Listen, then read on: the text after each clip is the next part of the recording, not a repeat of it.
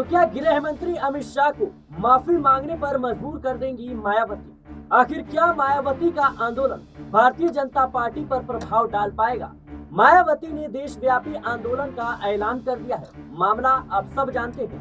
हाल ही में गृह मंत्री अमित शाह ने डॉक्टर भीमराव अंबेडकर को लेकर राज्यसभा में एक बयान दिया।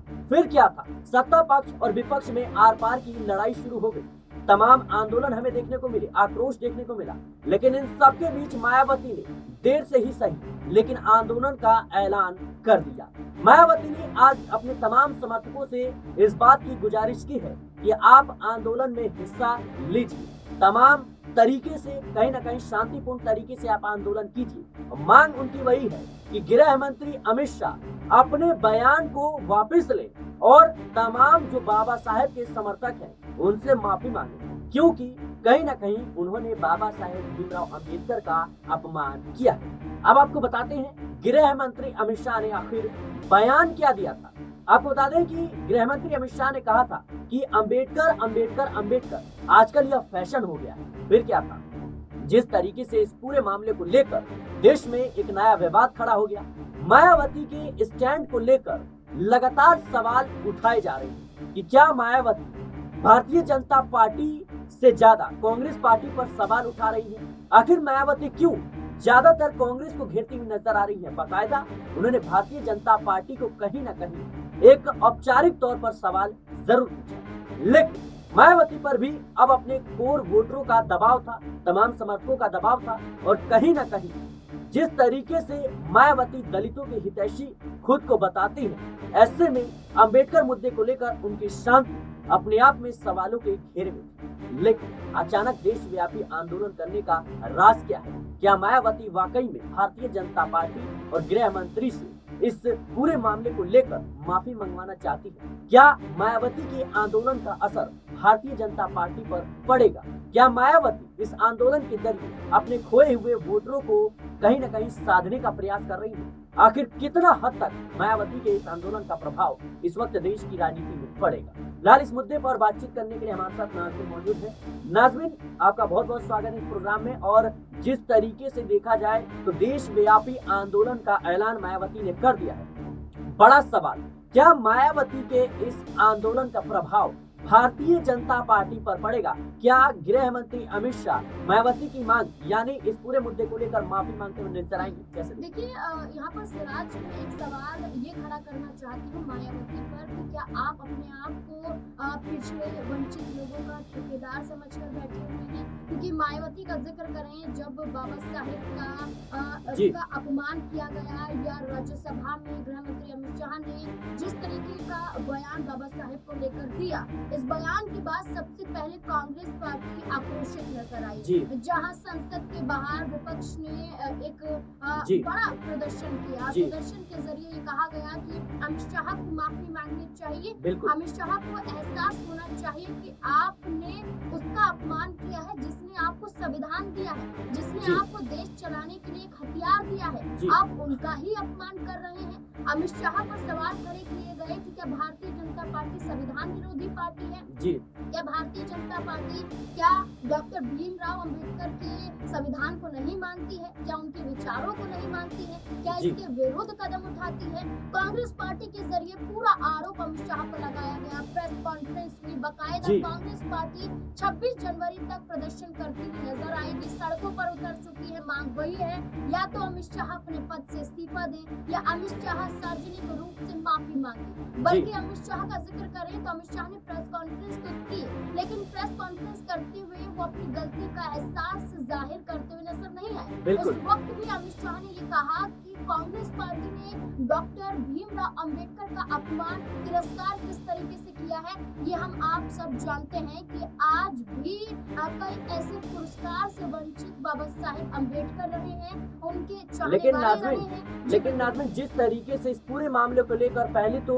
मायावती ने लंबे वक्त से चुप्पी साधी रखी, उसके बाद जब वो ट्विटर के जरिए कह सकते हैं अपने बयान जारी करती है, उसमें कांग्रेस पार्टी को ज्यादा घेरती है। और जो राहुल गांधी की नीली टी शर्ट थी उसको लेकर लेकर वो सवाल खड़ी करती हैं। उसके बाद भारतीय जनता पार्टी के जो नेता गृह मंत्री अमित शाह है, इनके ऊपर कहीं ना कहीं कह सकते हैं कि इस बात को जरूर कहती हुई नजर आती है कि गृह मंत्री के द्वारा ये बयान गलत दिया गया। लेकिन पूरी तरीके से इस मामले को लेकर जिस तरीके से उनका रुख रहा था वो सवालों के घेरे में रहा था, लेकिन देर से सही लेकिन आंदोलन का ऐलान करना, क्या मायावती को इस बात का एहसास हो चुका है कि कहीं ना कहीं जो उनका कोर वोटर है उनसे अब छिटक चुका है और उनको जोड़ने के लिए सही मौका है? देखिए बिल्कुल, अभी दिल्ली में विधानसभा चुनाव है, बिहार में विधानसभा चुनाव है और 2027 में उत्तर प्रदेश में भी विधानसभा चुनाव है।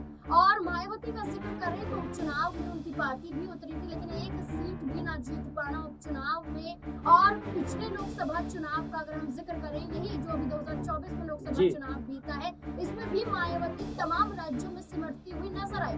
एक सीट भी मायावती की पार्टी द्वारा ना निकालना, यानी कि ये जग जाहिर है कि मायावती जिन वंचितों के आधार पर, जिन दलितों के आधार पर, जिन पिछड़े वर्गों के आधार पर वोट अब तक बटोरती हुई नजर आई है, आज वो उनसे छिटकता हुआ क्यों नजर आ रहा है? क्योंकि मायावती अब उनके हित के लिए, उनके हक के लिए आगे नहीं आती है। जी, सवाल खड़ा होता है कि बाबा साहेब को लेकर तो वो अपनी पार्टी को एक बड़ी पार्टी बताती है, कहती है कि कांशीराम और बाबा साहेब भीमराव अंबेडकर के नेतृत्व में उनकी पार्टी का गठन हुआ है, इनकी विचारधारा बाबा साहेब के लिए है और बाबा साहेब का जो अपमान करेगा सहा नहीं जाएगा। लेकिन मायावती का देर से आना, वाकई आपने जो कहा, सच साबित होता है कि उन्हें डर है कि अब जो कोर वोटर है उनके, कहीं वही उनके हाथ से न छिटक जाए। क्योंकि अभी तक हमने चुनावों में देखा, हरियाणा के विधानसभा चुनाव में भी हमने मायावती को देखा, एक सीट भी नहीं निकाल पाती है। तो ये जाहिर है कि मायावती को आगे आना ही पड़ेगा,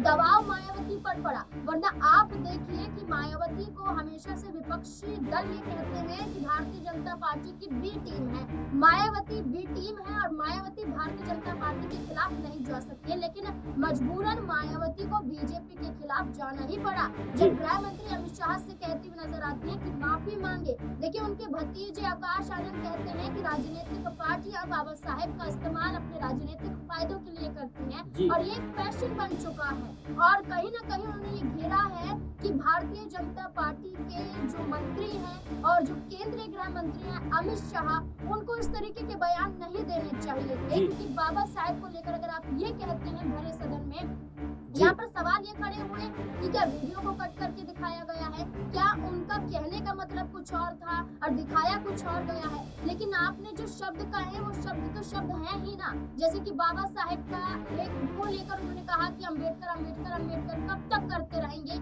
ये एक फैशन बन चुका है। अगर भगवान का नाम ले लिया होता तो स्वर्ग की प्राप्ति 7 जन्मों में हो ही जाती। कहीं ना कहीं ये बयान ये दर्शाते हैं कि आपने मुद्दा कहीं से भी शुरू किया हो, लेकिन बाबा साहेब का अपमान आपने जरूर किया है। अब मायावती का राष्ट्रीय स्तर पर आंदोलन करना यह दर्शाता है कि बीजेपी को खतरा अब वाकई तमाम राज्यों में बन चुका है।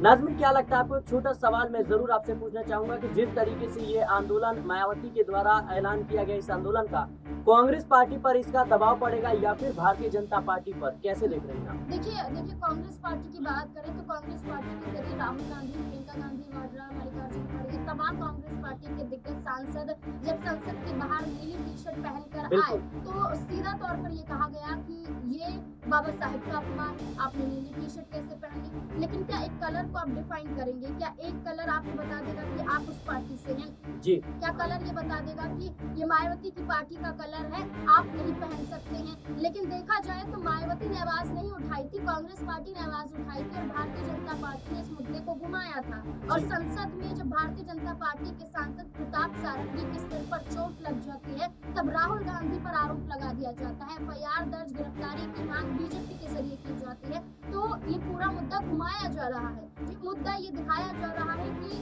अमित शाह द्वारा अपमान नहीं किया गया है बाबा साहेब का, बल्कि कांग्रेस पार्टी के जरिए अपमान किया गया है। और यही बात मायावती भी करती हुई नजर आ रही है कि कांग्रेस पार्टी ने बाबा साहेब का अपमान किया है क्योंकि उन्होंने नीली टी शर्ट पहनी। लेकिन ये कहाँ से तर्क संगत नजर आता है? इसलिए सवाल मायावती पर भी उठते रहेंगे कि मायावती आप अब तक कहाँ सो रहे थे? मायावती क्या आपने अब तक आवाज नहीं उठाई तो क्या मजबूरी बन रहा है? क्या आप बाबा साहेब की विचारधाराओं पर चलती हैं तो आपका खून नहीं खोला जब गृह मंत्री अमित शाह ने इस तरीके के बयान दिए? तो आप देखिए कि मायावती का आंदोलन इस वक्त करना खतरा अन्य पार्टियों पर बनेगा, क्योंकि मायावती का सड़कों पर आना, अपने समर्थकों को कहना, अपने कार्यकर्ताओं को कहना, एक बड़ा हुजूम, एक बड़ी भीड़ तैयार की जा रही है और इस भीड़ के नेतृत्व में आकाश आनंद दिखाई दे रहे हैं। तो आप समझ सकते हैं कि वंचित, दलित, तमाम पिछड़े वर्ग मायावती का इस वक्त साथ जरूर देंगे, क्योंकि जिस विचारधारा की लड़ाई है, इस विचारधारा को मायावती अपनाती कई सालों से नजर आई है। अच्छा, बिल्कुल दर्शकों, मायावती ने गृह मंत्री अमित शाह के खिलाफ आंदोलन का ऐलान कर दिया है और जिस तरीके से